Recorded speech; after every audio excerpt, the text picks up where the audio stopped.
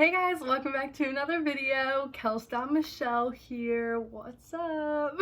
But today I'm going to be doing a Q&A video, and I posted a thing on my Instagram like a while ago and you guys asked me some questions. If you guys haven't yet, go follow me on TikTok and Instagram at kels.michelle. And yeah, something that a lot of you guys have been asking from me is my testimony, and I am actually working on writing it all out right now. It is gonna be a long one, boys and girls. So I'm gonna do a whole separate video on sharing my testimony. I will probably be posting that sometime soon. So, okay, so the first question that I have is, how old are you? I actually get this question a lot, but my friend Andrew actually asked it. I am 18 years old. I'm gonna go into my freshman year of college this year, so I'm really excited. The second question I have here is, what is my opinion on tattoos? And this is from Avery_Taylor22. So Avery, my opinion on tattoos is that I honestly kind of want one. I like tattoos. I mean, it depends what kind though. If you're using them to like get skulls and like worship Satan and all this stuff, like, no thank you. But if you get like a little cross, or like my roommate's getting a little Saturn and it's so cute, and like Bible verses and stuff like that, like encouraging things and sentimental things, I love it. And in the Bible it actually says like it used to be a sin to get tattoos, but that's because they were using tattoos for the completely wrong thing, and they were medically just like really unsafe. But now I guess like tattoos are fine now, so that's good. Olivia 21 23 23 said, what is your favorite song from church? And my favorite song, oh my gosh, it's so good. My favorite song is Who You Say I Am by Hillsong. That's my favorite worship song because it has helped me through so much, just like remembering who God says I am, because people will try to tell me who they think I am, that I'm a bad Christian because of my past, and I come across as like this perfect goody Christian girl, but turns out I'm not, or whatever. I don't know. People will like assume things about me and make up all these things about me and say that I use God against people. Like, yes, people have said that to me. It's insane. But yeah, it's such a good song to remember, like, I'm a child of God and I am who God says that I am, not who all these other people say that I am, not who Satan says I am. And if you're struggling with that, go listen to that song. That actually kind of goes along with the next question, from JL Morgs, my friend Joelle. I love you, Joelle. She said, what is the biggest lesson that you've learned this year? The biggest lesson that I've learned this year is that you can't change for other people. You can't change yourself to please other people. I'm such a people pleaser. I am such a type 2, guys. Like, it's so bad. But it kind of goes along with the Who You Say I Am.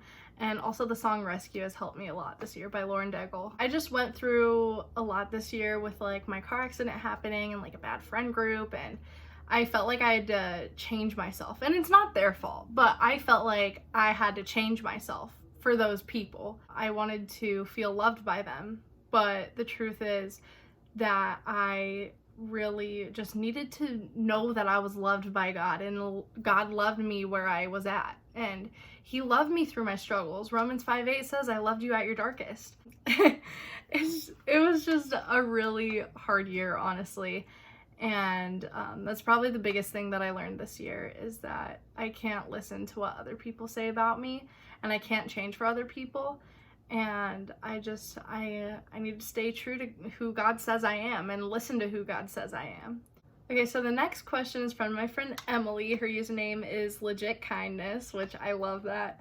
But she said, what is your biggest goal in being a Christian? And I love this question so much.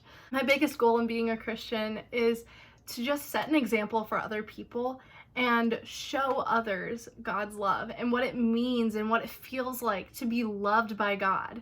Because a lot of people don't understand that, and a lot of Christians just give other Christians a bad reputation and a bad name. And I want to be that example for people who are struggling to grow closer to God because they have the wrong idea of God from other people. And I just want to continue to be a light and just show God's love to other people, because God's love is unlike anything else on this earth. And I'm so grateful that I know what it feels like to be loved by God, and I want to help other people to be able to feel that. The next question is from my friend Allie Clark. Hi, Allie. She said, when did you decide to be a Christian? And I actually, I've grown up in a Christian home. I'm going to tell you, like, I guess this is like a little part of my testimony, but I grew up in a Christian home, and I ended up accepting Jesus into my heart when I was 8, when I was in 3rd grade. And I got baptized, and I just did it because I love Jesus, you know? Like who wouldn't want to love Jesus? And I find it so adorable. It's so cute. Basically, throughout my life, it's just been like a learning and growing process, kind of. So like, I chose to be Christian on my own when I was in 3rd grade. And then the summer after my 8th grade year, I accepted Jesus into my heart again because I felt so distant from him. Like, I didn't fully know what it meant to be a Christian. And then at one of my church camps, I learned what it meant to like actually have a relationship with him. And so I accepted Jesus into my heart again then. And I want to get baptized again within the next 2 weeks before I go to college, and really just like show my love for Christ, you know? B. LaChance 97, hi Blake. He said, what inspires you the most? And I think this is a really good question. I mean, Sadie Robertson inspires me. Let me tell you, Sadie Robertson inspires me so much. I don't like idolize her or anything, because I know that she's just like a vessel for God, like spreading God's word and stuff, but like she's definitely an inspiration to me. And not a lot of things here like inspire me. Like, God inspires me. God just he puts this passion in my heart. Like, I don't know how to explain it. But also another thing, just seeing my friends on TikTok succeeding so much, like friends that I made when we were all at like 20K and stuff, like we were all like, oh my gosh, this is crazy. And now they're hitting like 100K, and I'm like, oh my gosh, you guys are insane. Like, God is doing amazing things through you. And it just, I don't know, it inspires me so much to see them succeeding in what God has planned for them. And yeah, I don't know, I love seeing my friends succeed. I love it. Kevin Raphael, what's up, dude? I love Kevin. Go follow him on TikTok. He's the best. He said, what made you want to go into ministry? And honestly, I don't know. I don't know. I honestly could not tell you. In case you guys didn't know, I'm going into ministries and like I'm going to biblical studies and ministries, worship, all of that stuff when I go to college.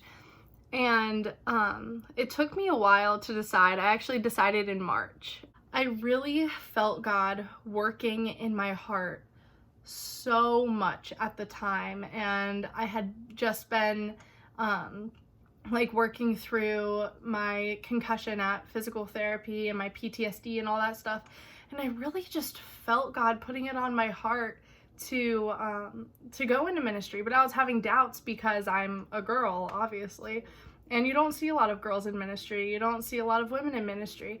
And I was talking to one of my friends about it at Starbucks, and this guy at the table next to us was like kind of eavesdropping, and turns out he's a youth pastor at a church nearby that we don't go to. But he heard me, and he like wrote all this information on a note card for me and was like, hey, if you ever have any questions, like, please contact me. I have some Bible verses that I wrote down to help you. I wrote down my contact information. Please let me know if you have any questions. There's a huge calling for women in ministries right now.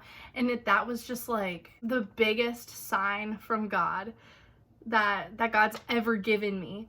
And it was just so crazy. And that was the day that I was like, yeah, I want to go into ministries. I'm going into ministries. And then that weekend I went to a church camp. At that church camp, God, I could feel him telling me, this is what your future is going to look like. like, this is the work environment that you're gonna be in. And I was like, yes, God, thank you. Like, I love this. I was so excited. It's just that feeling in your heart. And like, that goes along with the next question that Kevin asked me. And he said, how do you know if you're called to going into ministries? It's not really like God like actually telling you like, hey, by the way, like, I want you to go into ministry. Like, you can't actually hear him, but it's that feeling in your heart, something that you're so passionate about. When you get that passion in your heart, that's from God. That is how God speaks to you, is through your heart. And I've never felt God speaking to me so much. Yeah, that's basically it. Okay, Gracie Smith 24 says, what do you do when you feel like you've lost motivation or you just feel lost in general? Sometimes you kind of just have to pick yourself up off your feet. You have to force yourself to get up and do something. And motivation is something that for some reason I've been lacking a lot lately, and I think it's because I'm like stuck at home and I can't really like go out and preach. I can't go out and travel, and I'm itching to go to college because I want to get out and I want to start learning and like getting that motivation. I've kind of been feeling lost too lately because I'm just like, I don't know where to go right now. Like, I'm in that waiting season of, I have so much ahead of me. God has so much planned for my future, but I don't know what to do right now. I'm just focusing on God, and I'm focusing on growing closer to him in my relationship with him before I go and learn more about like the factual stuff, you know? God gives us motivation. Right now I'm thinking of the song Amazing Grace, how sweet the sound that saved a wretch like me. I once was lost, but now I'm found, was blind, but now I see. And without God, we're so lost. When we feel lost, that happens because we're so focused on the world. We're so focused on our lives right now here on earth, and we're not focused on God and focused on like spreading his word and like what the purpose of life really is. And we're not focused on like going to heaven, you know? If you feel lost right now, the best thing that you can do is connect with God. Turn on your worship music, sing it out to him, even if you're not a good singer. I don't care if you're a good singer or not. Worship to God. He gave us voices. He gave us voices. He gave us eyes so that we can read. He gave us brains to process everything. Just write a letter to God. Just close your eyes and talk to God. Just sing to him. That feeling of being lost won't go away in a second. It takes time.